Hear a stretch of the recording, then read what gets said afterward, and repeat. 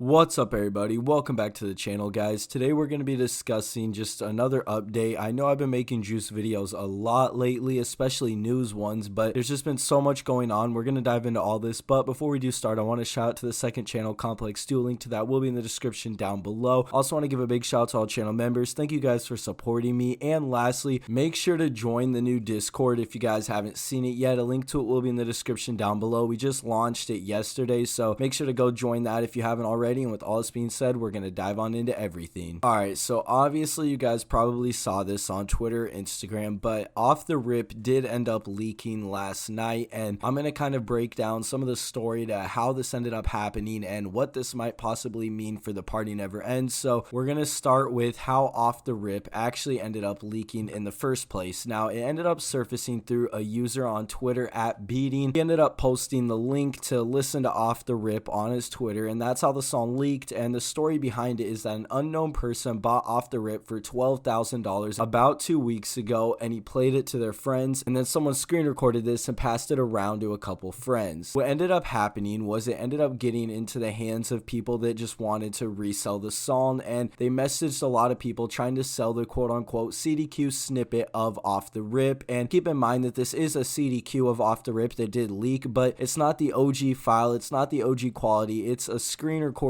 of the song. So basically when Biddy leaked, the exact same thing, not same circumstance necessarily, but the same thing happened. We originally got it leaked through just a screen recording, and that's exactly what happened with Off the Rip. Well, anyways, Off the Rip ended up getting passed around, and people were claiming that this was the label mix because it had a Party Never Ends intro to the track, which is 100% not real. That is not actually on the real song. So keep in mind that those snippets we got and all that information about this being on there and kind of confirming it's on the Party Never Ends wasn't real. Now, Gamble or Off the Rip is on the Party Never Ends, but that intro tag isn't real, and the file that leaked isn't the actual Off the Rip or Gamble file. It's still a cut version of the song. Anyways, back to what happened. One of the people who received the snippet was named Bandu. I think I said that right. Well, he ended up making a post with the snippets claiming to have a whole bunch of songs in a force leak attempt. So basically how we got Off the Rip was a force leak attempt. Now, how Beating ended up leaking, or why he ended up leaking the song, was because nothing came of those snippets that we got of Off the Rip a couple days or maybe a week or two ago at this point with that Party Never Ends tag on it. Nothing really happened, but that was a forced leak attempt. And the reason for this was because Daniel wanted to let Off the Rip drop and not leak it, and Beating claims the same. He wanted to wait for the song to drop and not leak it, but things got out of hand when a user ended up selling it to him and many others, and then snippets started surfacing of Off the Rip that were around 30 seconds long of the song in this supposed CDQ, and then Beating goes on to say that there was no point in letting that continue to go on, so he ended up leaking the file that he had to make sure nobody else would get scammed out of the screen recording file that he had because it had already been sold to multiple people. So there's just kind of some pros and cons to this. Yes, if you listen to leaks, there is an Off the Rip leaked version now, but it's not the highest quality, it's not the label mix, and it does have the open verse cut off on it. It doesn't have a feature on it or nothing like that. So just keep in mind that the song is still probably going to drop most likely with a feature on it, and that kind of dives into what I want to talk about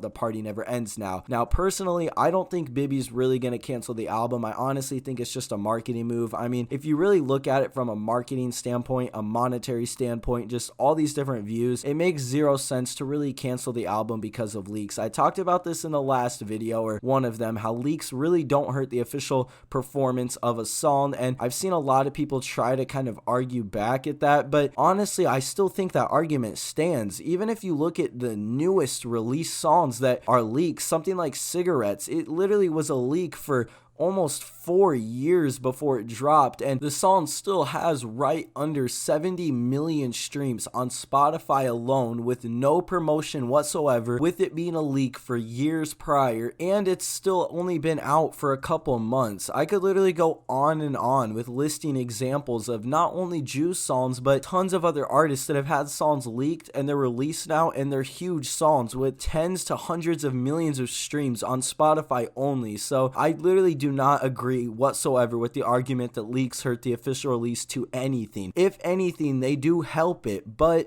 this is kind of going back to the whole Party Never Ends thing. I don't think the album is canceled. I don't think that it makes any sense whatsoever for them to cancel it, and those are just my thoughts about the Party Never Ends, and I really don't think it's going to get canceled. I definitely could be wrong, but I really just don't see that happening. But let me know what you guys think in the comments down below. Thank you guys for watching, and we'll see you in the next one.